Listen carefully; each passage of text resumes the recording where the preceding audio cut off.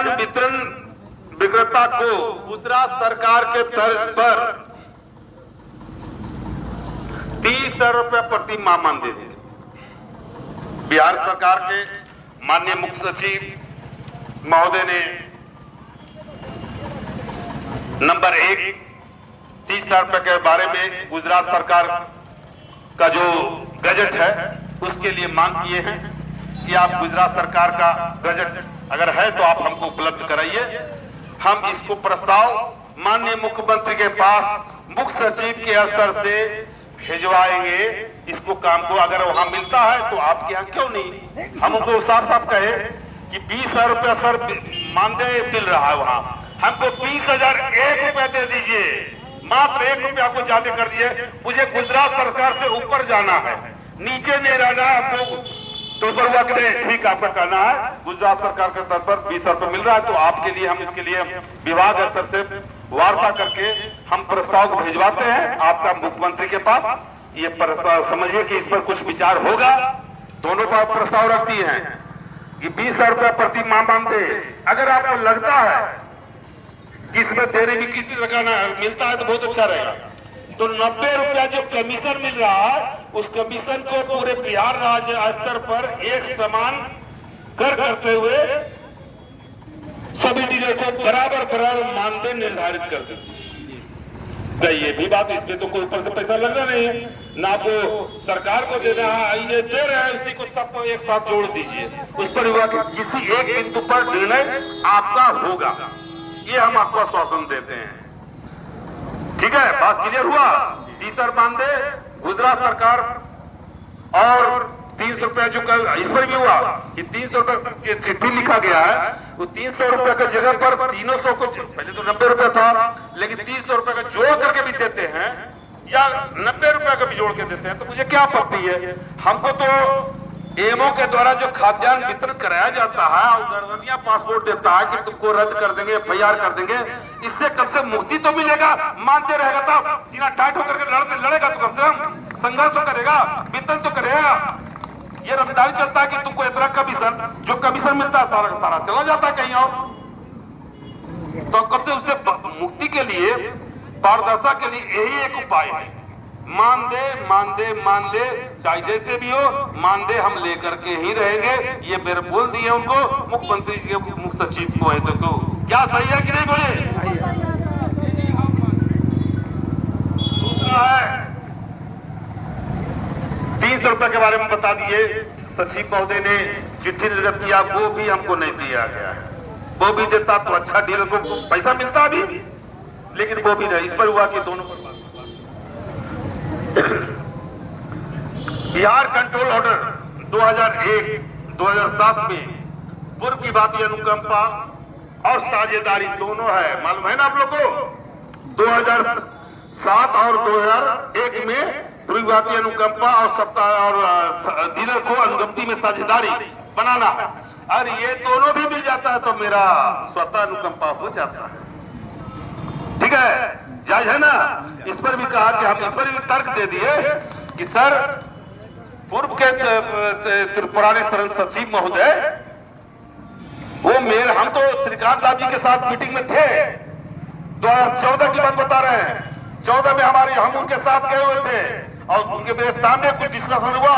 उस वक्त कहे थे प्रधान सचिव खाद्य विभाग कि डीलर मेरा याद रखेगा, और इतना बोले हैं। और कुछ दिन के बाद 2011 की बात बता रहे हैं, उनके साथ लाल जी के साथ गए हुए थे, और कंट्रोलर 2011 में संशोधन करते हुए हटा दिया गया। उसे हम जो छीना गया, जो हमसे छीन लिया गया, उसे हमको वापस किया जाए। दोनों ने कहा कि ठीक है, ये भी मांग आपका जायज है, अगर जो पहले मिलता था तो क्यों नहीं मिलेगा। तो इस पर भी सहमति बनी।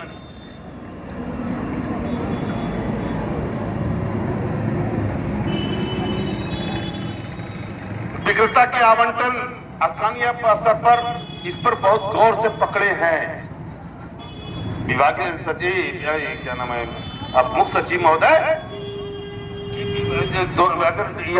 एक समान आवंटन के मामला क्या है हमके बताइए। अब हम लोग का पॉस मशीन दिया गया है, विक्रेता के साथ लाभुक संबंध है, और उसी परिस्थिति में दिल्ली से कोई कमाने वाला व्यक्ति बिहार आ जाता है या बिहार से कमाने वाला व्यक्ति दिल्ली जाता है, ये दिल्ली और बॉम्बे के राज्य स्तर का मामला में ये लोकल स्तर पर जो क्या नाम है प्रोहिबिटेड लागू किया गया, ये तो गलत है, ये तो राज्य स्तर का चीज है, इसे बंद कराया जाए। प्रोहिबिटेड समाप्त करते हुए एक समान आवंटन किया जाए, इस पर भी सहमति बनी है। उन्होंने स्वीकार किया कि ये जायज है, आवंटन सबको आमदनी बराबर बराबर होना चाहिए, उन्होंने सहमति जताई है और कहे कि हम फिर इस पर भी मुख्यमंत्री से बात कर लेंगे। अब विभाग से बात करके हम आगे की ओर सोचेंगे।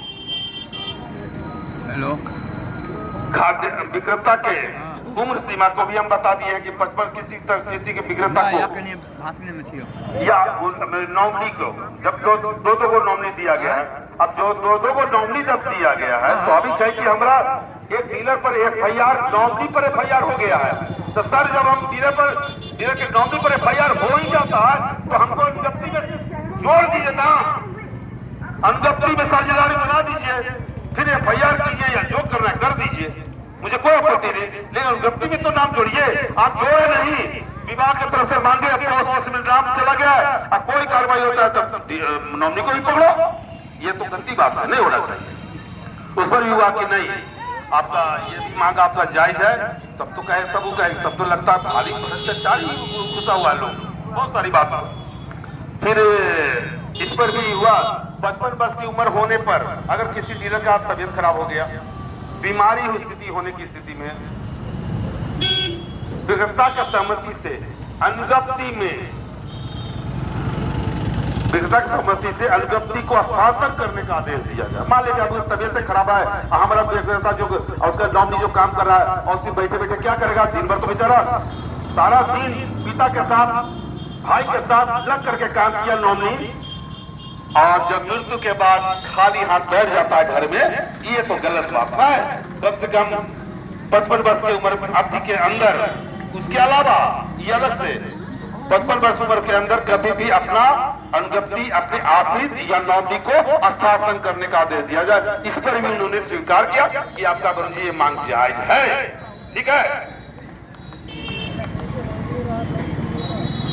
पूर्व के लिए तो विक्रेता का पॉस मशीन 3 वर्ष से ऊपर हो गया है, हमको बता दिए हैं साफ साफ कि विक्रेता को मरम्मती के नाम पर पैसा लगने का नहीं है असर। उसके बाद यदि 6500 रुपया 800 और 500 रुपया लिया जाता है, आखिर क्यों? जब विभाग को विजन टेक को तो पैसा दिया जा रहा है, विजन टेक को जब पैसा दिया जा रहा है तो फिर डीलर से पैसा क्यों लिया जा रहा है? इन लोग क्या किया कि विभागीय सचिव के उप सचिव के तरफ से एक आदेश निकलवा दिया कि बटन पर इतना, स्कैनर पर इतना, फलाना पर इतना, एक चिट्ठी निकलवा करके उसी पर हो रहा है और रहता है मरम्मती, उसको डैमेज मांग करके पैसा दे रहा है। क्या ये बात सही है कि बताइए?